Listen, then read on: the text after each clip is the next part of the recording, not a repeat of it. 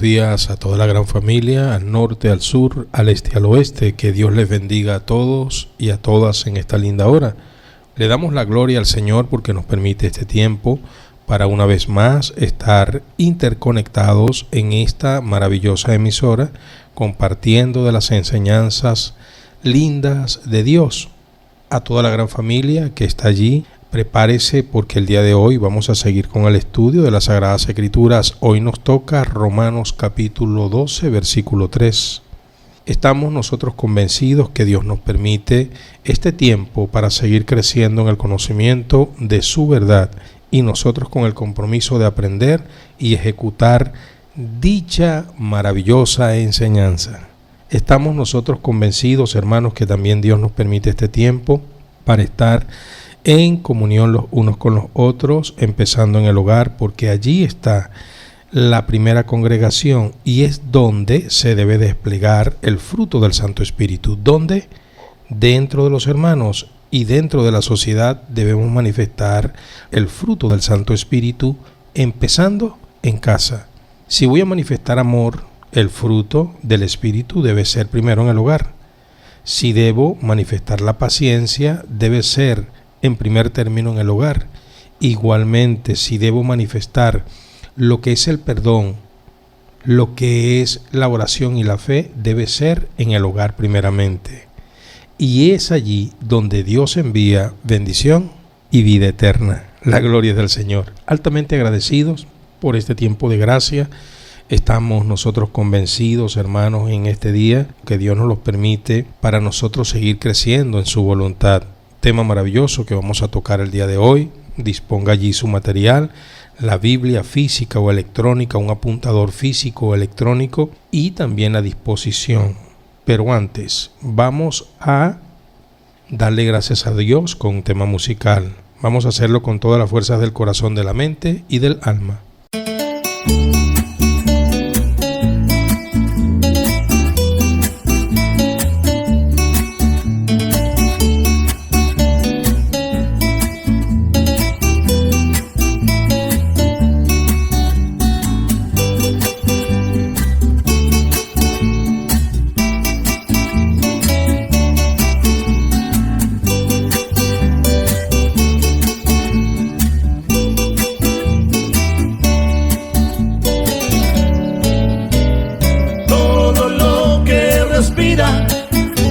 Alabe a Jehová, aleluya.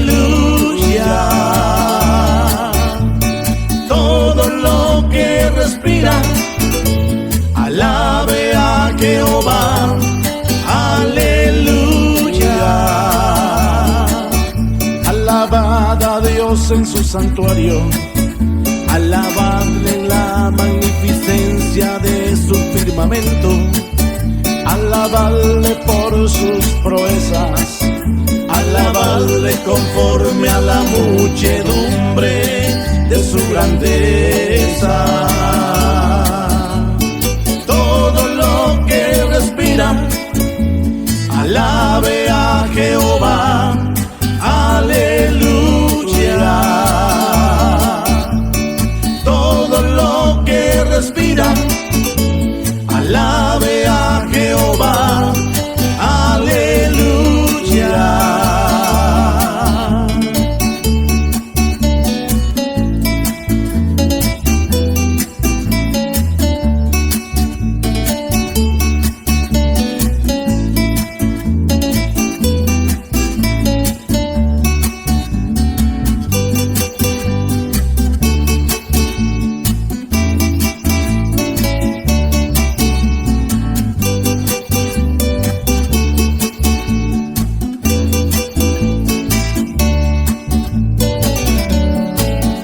Alabadle al son de bocina, alabadle con salterio y arpa, alabadle con pandero y danza, alabadle con cuerdas y flautas, alabadle con címbalos resonantes, alabadle con címbalos de júbilo.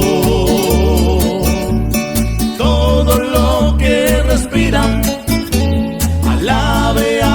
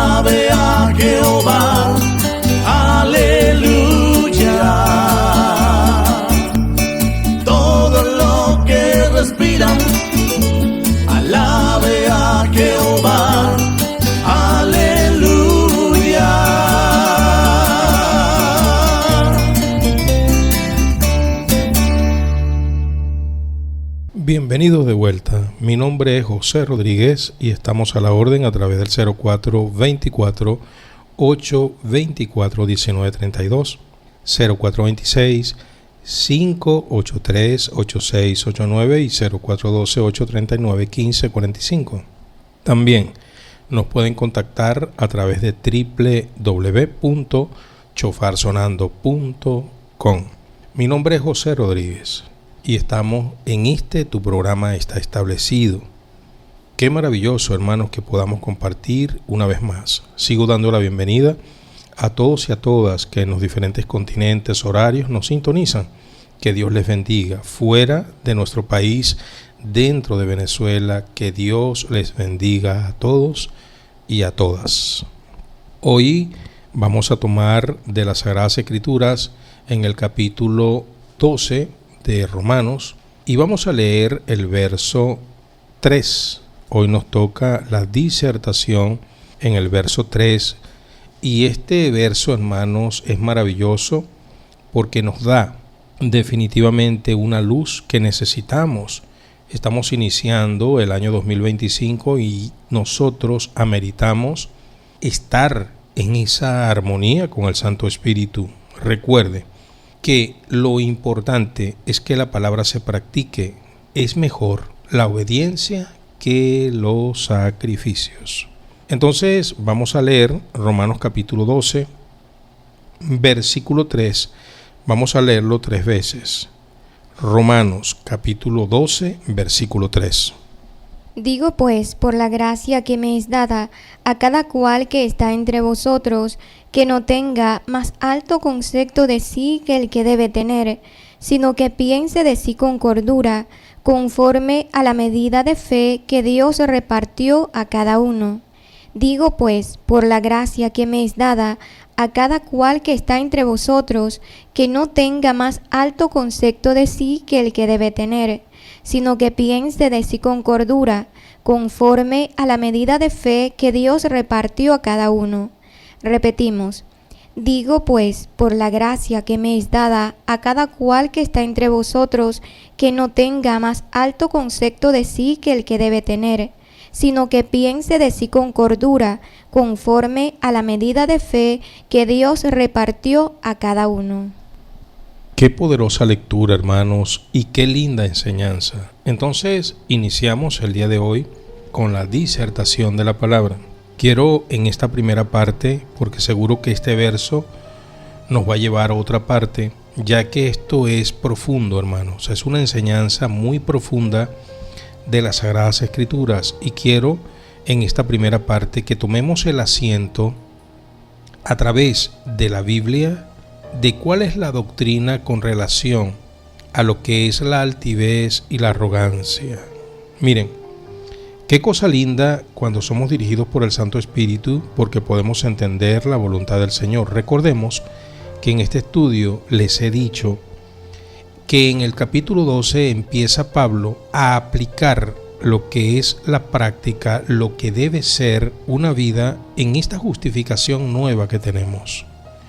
Del capítulo 1 al 11, Pablo nos ha dado una cátedra dirigido por el Santo Espíritu con relación a lo que es la justificación, poniéndonos el ejemplo del pueblo de Israel, hablándonos de la ley y de este tiempo de gracia. Pablo nos está mostrando desde el 1 al 11 lo que es la teoría de la justificación. Pero a partir del 12, Pablo quiere que usted y yo llevemos a la práctica la vida nueva en el tiempo de gracia y la justificación por la sangre de Cristo. En el versículo 1 y 2 hemos entendido que debemos de lastrarnos cada día más, soltarnos y separarnos cada día más de todo aquello que es parte de un sistema que no tiene nada que ver con la voluntad del Señor.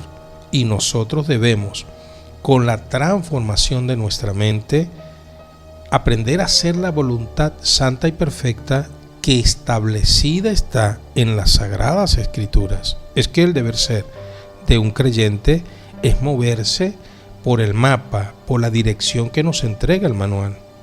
Es por eso que el Espíritu Santo nos ha dejado 66 libros. Ahora, en el verso 3 Pablo, hermanos, introduce términos tremendos y dice: digo pues, por la gracia que me es dada. Él tenía gracia del Señor, ¿verdad que sí? Un apóstol de Cristo. Dice: a cada cual que está entre vosotros, que no tenga más alto concepto de sí que el que debe tener. Pablo está aplicando el ajuste, apretando la tuerca. Aquí está la llave del Señor. Miren, definitivamente hay dos grandes enemigos para este tiempo de un creyente verdadero. Estoy hablando de un creyente verdadero. Uno es la arrogancia, la prepotencia ministerial y la mentira dentro del ministerio. Son dos grandes enemigos. Qué fácil es hoy, hermanos, dentro del ministerio decir mentiras. Y qué fácil es hoy dentro del ministerio ser arrogante y creer que somos inmortales y que nunca vamos a pasar. ¿Cuántas personas, hermanos, en este momento dentro del ministerio de Cristo, no fuera? Les estoy hablando de hombres y mujeres que son temerosos y empezaron bien, hermanos, pero se han ensoberbecido. ¿Cuántos? Arrogantes, hermanos, haciendo de los cultos a Dios un culto al amor propio, haciendo del culto a Dios una apología al ego, haciendo del culto a Dios, hermanos, un enseñoramiento y endioseamiento, se puede decir, de los seres humanos, y deizando a hombres, colocando a los hombres primeros antes que a Dios. ¿Cuántos? Por todas partes, donde lo importante no es Dios, sino el nombre de dicho ministro, donde lo importante no es el Espíritu Santo, sino la reputación de dicho ministro, donde lo importante no es la sangre de Cristo, sino que se usa la sangre de Cristo como el anzuelo para proyectar una personalidad y para idealizar a un hombre. Sí, ministerios, hermanos, que realzan las cualidades humanas del líder fundador, ministerios que realzan el potencial y la gracia que está en el hombre de Dios. Impresionante. Lo hemos visto, muchachos. Es que simplemente lo que hay es que teclear en Google o YouTube y allí están. Donde el centro de atención es el hombre, no Dios. Y es por eso que las enseñanzas que se dan no van basadas a Dios, sino a los hombres. Se habla de experiencias propias, se habla de tratos personales de Dios con la persona, donde el Dios me dijo y Dios me habló sustituye lo que la palabra de Dios dice. Y la mayoría de las veces lo que se dice que Dios dice a dicho ministro siempre se sale de los parámetros establecidos en las Sagradas Escrituras. Y eso es parte de algo que hoy tenemos que aprender.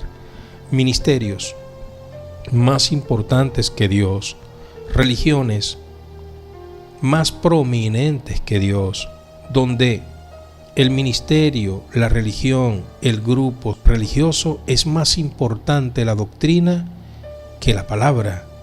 Sí, hermanos, eso es tremendo. Y es por eso que Pablo, usando su autoridad, usando de su gracia, por la gracia que Dios le ha dado, dice que no tenga más alto concepto de sí que el que debe tener.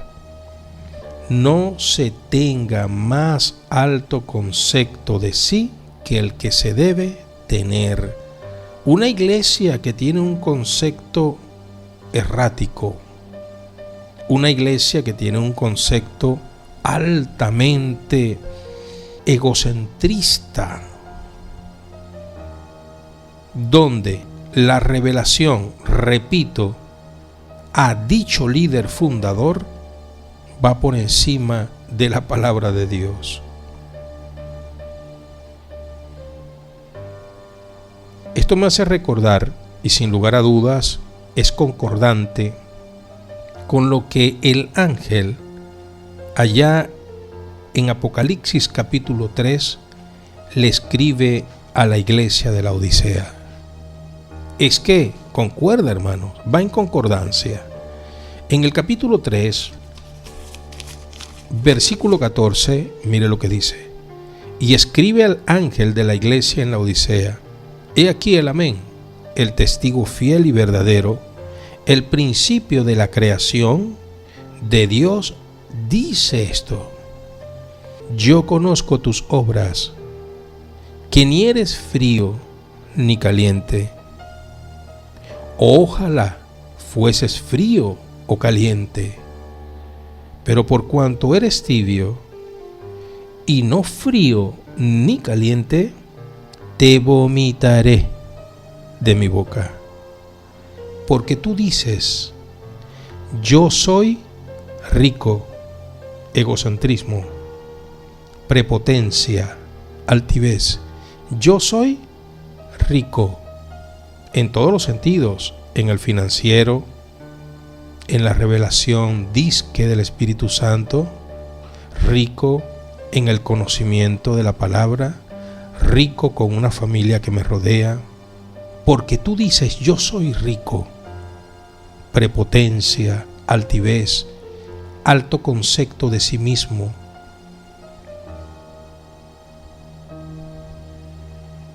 Egocentrismo, narcisismo, una iglesia narcisista. Y dices: me he enriquecido y de ninguna cosa tengo necesidad. Ya no necesito ayunar, ya no necesito leer la Biblia, ya no necesito orar, ya no necesito consejería, ya no necesito aprender en el ministerio, ya lo sé todo, tengo mucha experiencia, me sé todos los intríngulis, conozco todas las personalidades, sé entrar y salir, manejo todo, conozco todo. De nada tengo necesidad, dice. Prepotencia, arrogancia, altivez. Y no sabes que eres un desventurado, miserable, pobre, ciego y desnudo. Pablo usa un eufemismo. Pablo habla, hermanos amados, de una manera más doctrinal. Y él dice claramente, volvemos a Romanos, capítulo 12, bendito sea el nombre del Señor, versículo 3. Digo pues, por la gracia que me es dada, a cada cual que está entre vosotros, que no tenga más alto concepto de sí que el que debe tener. Pablo escribía esto, hermanos, a mediados del siglo. Pero cuando Juan escribe Apocalipsis, lo escribe a final del siglo, casi 50 años después. De manera que el lapso, las aproximadas 5 décadas que transcurre de carta a los romanos a Apocalipsis, ya la iglesia se había ensoberbecido, porque el ángel le da de parte de Dios un mensaje a la iglesia de la Odisea. Es que la iglesia, hermanos, que no guarda la humildad, se ensoberbece fácilmente. Y anótenlo grandemente. La iglesia que no persevera en la humildad de Cristo, se ensoberbece y cae en la trampa del diablo. Hermanos, qué arrogancia. Qué arrogancia, hermanos. Hombres y mujeres que dicen que lo han alcanzado todo espiritualmente. Claro, tienen la capacidad tecnológica, tienen la capacidad financiera, tienen la capacidad de logística, pueden estar en una conferencia, un desayuno con empresarios en París a las 8 de la mañana, París, y después estar, hermanos, en el atardecer, en una cena empresarial en Hong Kong.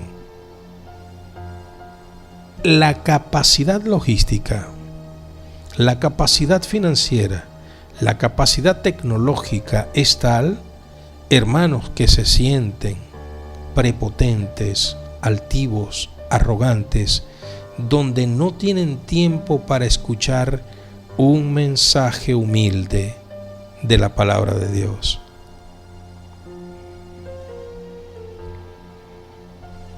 Digo por la gracia que me es dada, Pablo dice, que no tenga más alto concepto de sí que el que debe tener.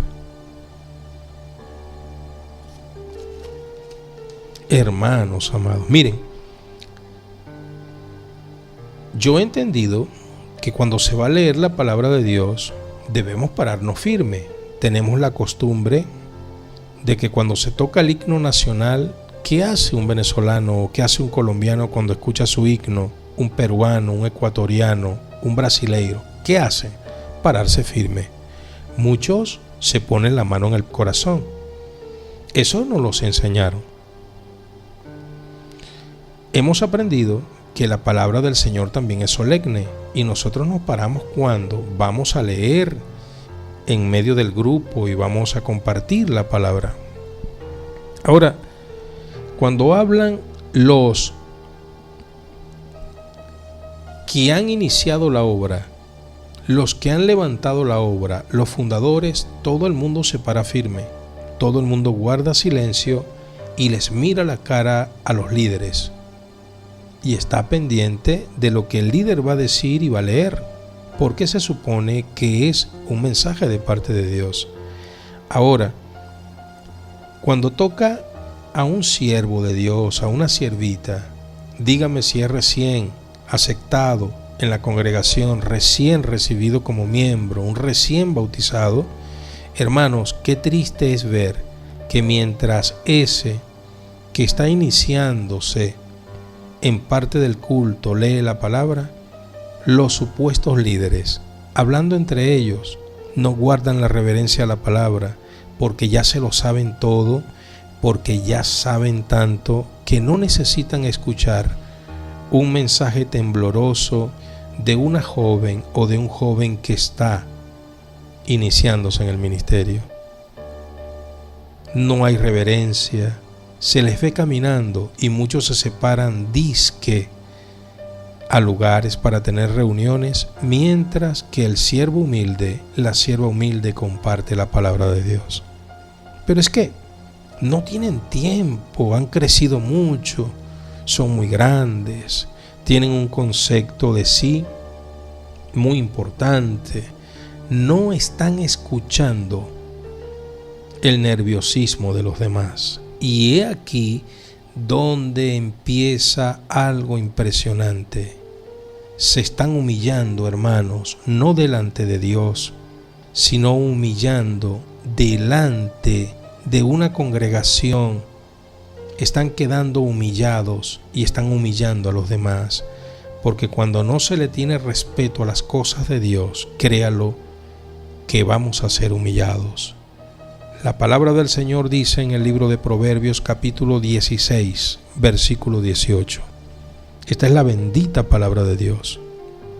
Antes del quebrantamiento es la soberbia, y antes de la caída la altivez de espíritu. Antes del quebrantamiento es la soberbia, y antes de la caída la altivez de espíritu. ¿Cuánta altivez? Repito, Y voy a dar un consejo, hermanos, una vez más. Les he contado la tragedia que sucedió en Aguachica, departamento de Cesar, en Colombia. Se los he contado. Es comunicacional lo que allí aconteció. Una familia que fungía como una familia pastoral.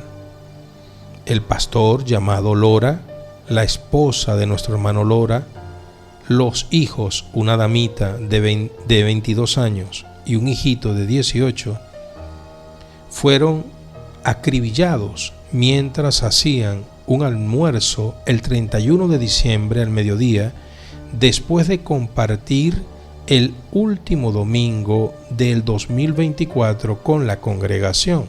Fueron ultimados a balazos. Todos murieron. 3 quedaron en el sitio: el pastor, su esposa y su hija de 22 años. El joven de 18 años quedó con vida. Lo trasladaron a centros de salud, pero batalló y perdió también la vida. Los 4 fueron ultimados. Hermanos amados,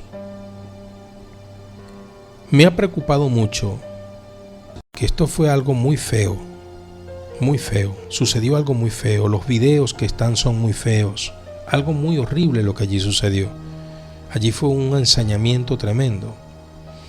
Total es que días después, han transcurrido 11 días de esa tragedia, han habido muchos pronunciamientos. Y lo que a mí me preocupa es el pronunciamiento de la congregación de Dios. Me preocupa, hermano, en demasía. ¿Por qué, hermano? Miren, hoy yo meditaba en la madrugada. Hermanos, lo que haya sido allí ya pasó. Nadie va a resucitar a esa familia. Ya los eliminaron a los 4. Lo lamentamos. Habían 2 jóvenes y 2 adultos, pero no eran tan mayores. Lamentamos eso tristemente. Pero, hermanos, hay una cantidad de hermanos en la fe, y los voy a llamar hermanos porque están dentro de las congregaciones indagando los motivos. La policía está haciendo investigaciones y parece ser que la policía apunta hacia que el pastor había recibido una fuerte suma de dinero de un narcotraficante que 2 días antes lo habían matado. Entonces se mueve, están en las investigaciones a ver cuentas y todas estas cosas. Muy bien, la policía tiene que investigar, pero los cristianos, los hermanos, están buscando la razón de la muerte. Quieren enterarse de la razón de la muerte antes de enterarse quién le mató, quiénes, que apresen los asesinos. Quieren enterarse por qué murieron. Déjenme decirle una cosa, hermanos. Yo, humanamente y ministerialmente, voy a dar mis 2 opiniones. Humanamente, creo que ya están liquidados. Los 4 están muertos. ¿Por qué matarlos moralmente también? Lo que la policía investigue y saque a la luz, bueno, lo sabremos, será comunicacional por el caso tan atroz que allí aconteció. Aunque humanamente nunca voy a compartir que le hayan hecho a la joven eso y al jovencito. Se supone que si fue él era el culpable. Creo que no ameritaba quitarle la vida. Humanamente estoy dando mi opinión a la jovencita y al jovencito, hermanos. Pero bueno, ahora voy con mi opinión como siervo de Dios y ministro de Dios. Hermanos, miren, estoy notando arrogancia, estoy notando altivez, estoy notando prepotencia, estoy notando Hermanos, mucho alto concepto de sí mismo en hombres que se jactan y mujeres que se jactan cada vez que van a hablar de esta familia. Y señalan como que fueran perfectos. Yo voy a preguntar algo. Levante la mano quien es perfecto y no comete errores en este momento.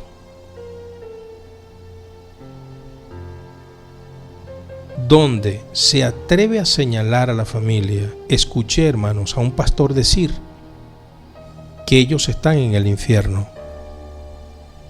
Eso es altivez, eso es arrogancia, eso es tomar el lugar de Dios. Lo escuché y lo vi, está en YouTube. Hermanos, por Dios, ¿qué es eso, hermanos? Ya están muertos. ¿Por qué asesinarlos moralmente?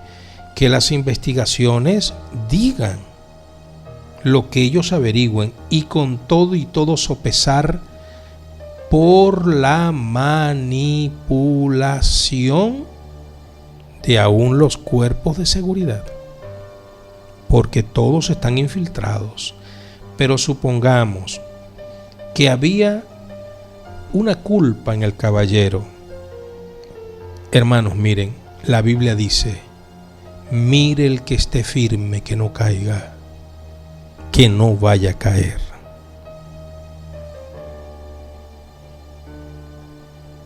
Como siervo de Dios, mi recomendación es que no tengamos más alto concepto de nosotros que el que debemos de tener. ¿Por qué? Antes del quebrantamiento viene la soberbia, y antes de la caída, la altivez de espíritu. No seamos humillados, ni estemos humillando a nadie. Seguimos.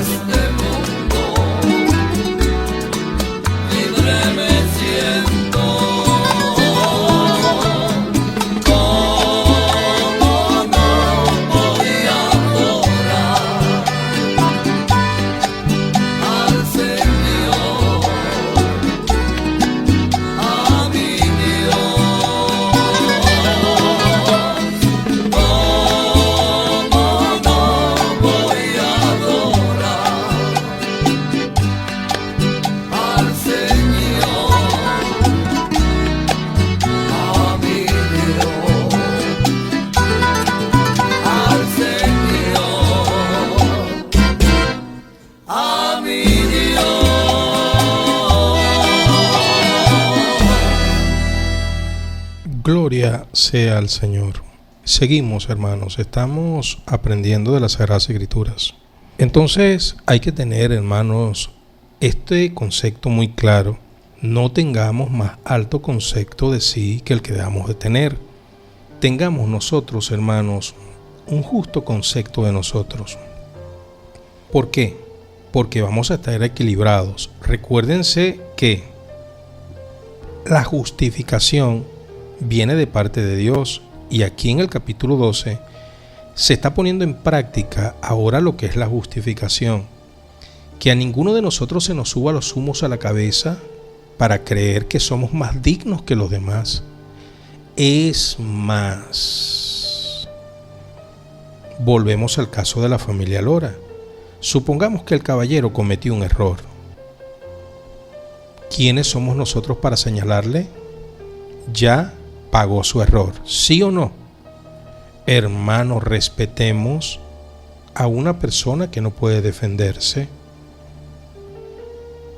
Cometió un error, supongamos, partamos de que fue verdad. Supongamos, él cometió un error, perdió a su familia, creo que ya pagó su error, ¿sí o no? Ahora, ¿por qué queremos, hermanos, ganar line? Por reputación. ¿Por qué queremos seguir en una conversación? Hermano, para matarles espiritualmente y no ser misericordiosos ni aun con los muertos. Les decía, muchachos, vi con mucha tristeza la muerte de Saddam Hussein. Él cometió sus errores, sí, seguro. Pero cuando le colocaban el anillo, la cuerda en el cuello y la apretaban, hermanos, y él dijo: no me coloquen saco ni bolsa en la cabeza, y bajaron aquella plataforma, hermanos. Cuánta lástima me dio, hermano, cuánto dolor, hermanos, cuánto dolor me dio, hermano, porque la gente comete errores, hermano, pero, hermano, nos da dolor la muerte del que muere. Supongamos que el pastor, partiendo de que él tiene algo de culpa en esto, supongamos, ya no lo pagó con su vida y su familia fue ultimada. ¿Quiénes somos nosotros ahora, hermanos, para seguir haciendo estillas del palo caído? Pareciese ser que hay un grupo de creyentes haciéndole la vuelta a los asesinos de esta familia. ¿Cuántas personas en la tierra lo hacen peores que ellos y no les pasa nada, hermanos? Ahora, ¿son los cristianos los que están puestos para condenar a esa familia? Detenga esos círculos. Cuando le pasen esas cosas, deténgalo, hermano. No repostee, no retuitee esas cosas. Ya esa familia, por lo que haya sido, está muerta. Respetemos, hermanos, la memoria de los muertos, hermanos, y metamos nuestra barba en remojo, porque con la misma vara que midas, serás medido, y con el mismo juicio que hagas, serás enjuiciado. Porque dice, hermano Santiago, vamos a Santiago capítulo 2, para que usted tome esto. Por favor, y esto es palabra del Señor. Verso 13. Porque juicio sin misericordia se hará con aquel que no hiciere misericordia. Porque juicio sin misericordia se hará con aquel que no hiciere misericordia. Porque se supone que la misericordia triunfa sobre el juicio. Es culpable nuestro hermano. Supongamos que lo tenemos al frente. Hiciste mal, le decimos al pastor Lora.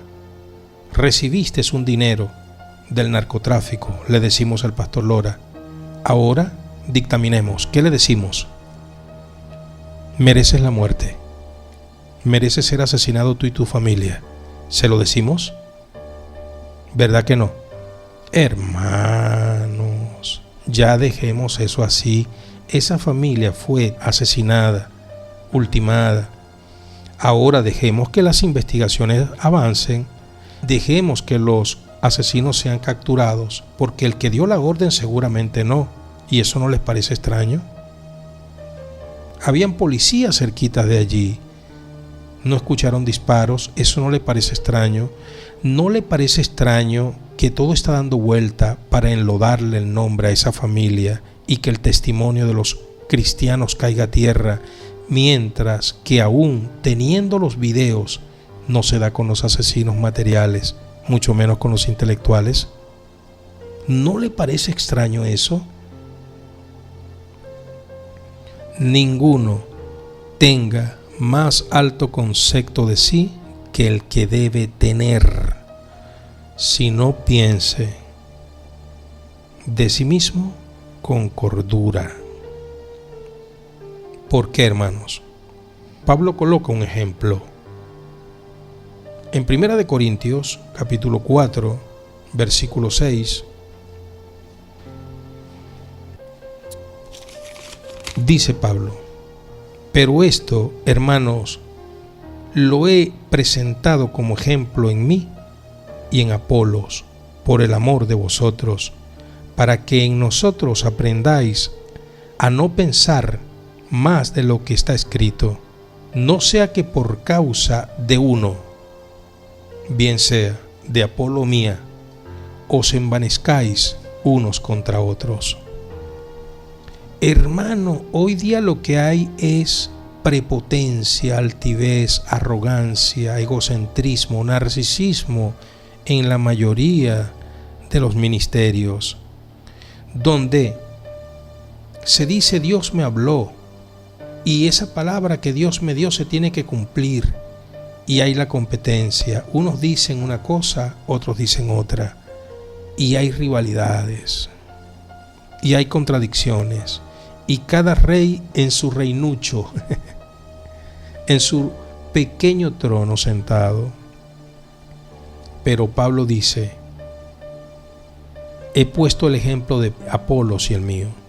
No es Apolos, no es Pablo, es Cristo. ¿Quién nos ha justificado? Cristo. Recordemos la lección de Romanos del 1 al 11. El ministerio de la justificación. Pablo nos ha dado la teoría. Ahora vamos a la práctica. No tengas alto concepto de ti. Piensa de ti mismo con cordura. Antes de ver tus logros, ve tus limitaciones. Dale gracias a Dios por lo que has podido hacer y encomienda a Dios tu vida para que cada día seas mejor. Porque sin Dios nada podemos hacer. Porque Pablo dice en Gálatas capítulo 6, versículo 3: porque el que se cree ser algo, no siendo nada, a sí mismo se engaña. Hermanos, miren, un pastor de redes sociales colombiano, él dice lo siguiente: yo también viví una situación como la de la familia Lora, pero me preguntan, ¿están en el cielo o están en el infierno? Yo voy a decir dónde ellos están. Están en el infierno. ¡Wow, hermanos! ¡Qué tremendo! ¡Qué arrogancia! ¡Qué altivez! Se cree Dios, olvidándose lo que dice Romanos, que ya estudiamos. ¿Qué dice Romanos? Lo que ya estudiamos, capítulo 9, versículo 15 y 16. Tendré misericordia del que yo tenga misericordia, y me compadeceré del que yo me compadezca. Así que no depende de ti, pastor, ni del que quiere, ni del que corre, ni del que se cree prudente, sabio e inteligente o ministro de Dios, sino del que Dios tenga misericordia. Recordemos la prepotencia del fariseo y escriba. Yo no soy como ese publicano. Yo hago esto y esto y esto y esto y esto y esto y esto y esto. Y el publicano decía: apiádate de mí, que soy pecador. Y Cristo hace la pregunta retórica: ¿quién fue justificado? Le digo que el publicano. Gloria sea al Señor. Porque el que se cree ser algo, no siendo nada, a sí mismo se engaña. Hermanos, ¿qué autoridad tengo yo para decir que esa familia está en el infierno? ¿Qué autoridad tengo yo?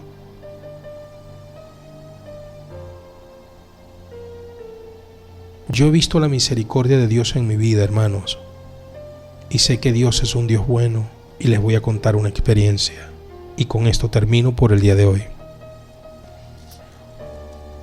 Cuando yo tenía 13 años,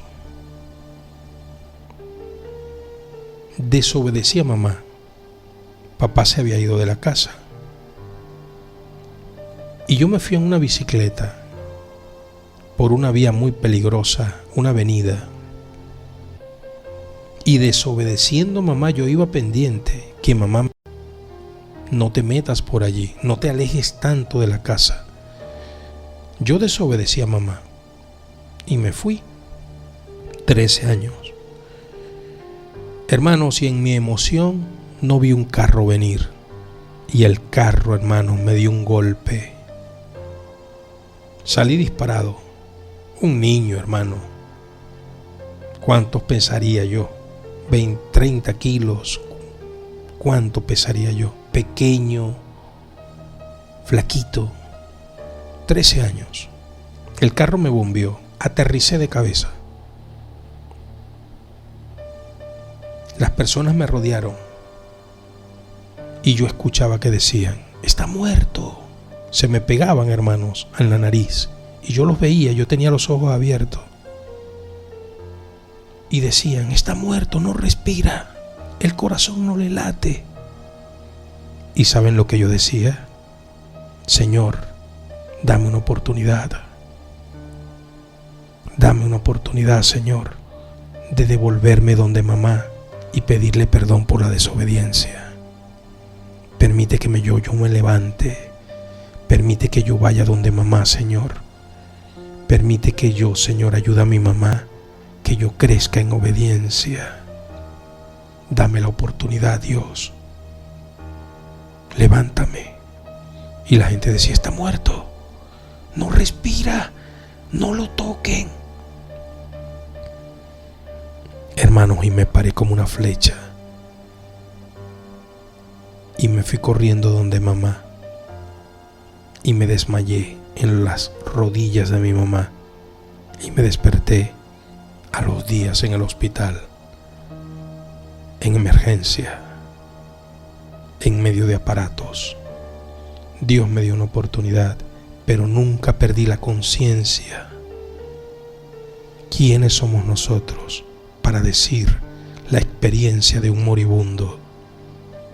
respetemos, hermanos, la soberanía de Dios y respetemos la obra que el Espíritu Santo hace para salvar nuestras vidas, que tanto necesita Dios, porque todos fallamos.